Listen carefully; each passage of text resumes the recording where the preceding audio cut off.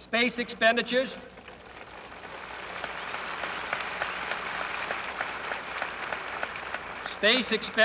will soon rise some more, from 40 cents per person per week to more than 50 cents a week for every man, woman, and child in the United States. For we have given this program a high national priority, even though I realize that this is, in some measure, an act of faith and vision, for we do not now know what benefits await us.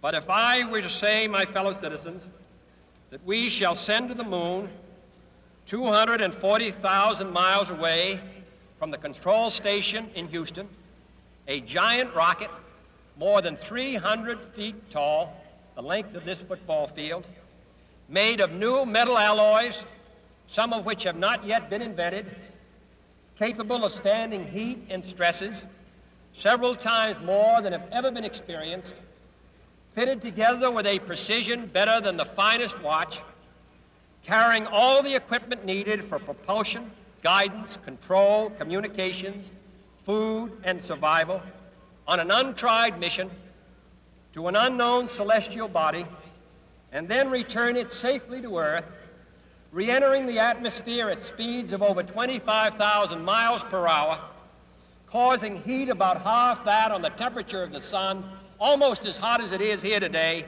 and do all this, and do it right, and do it first before this decade is out, then we must be bold.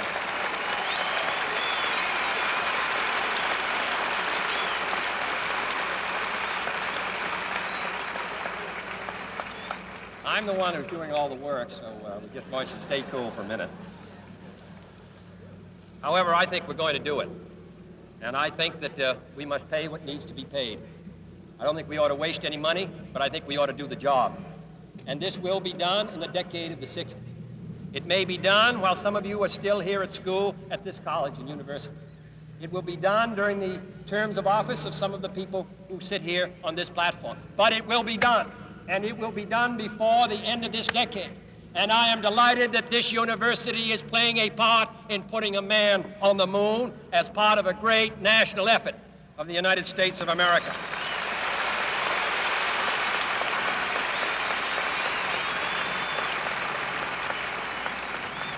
Many years ago, the great British explorer George Mallory, who was to die on Mount Everest, was asked why did he want to climb it.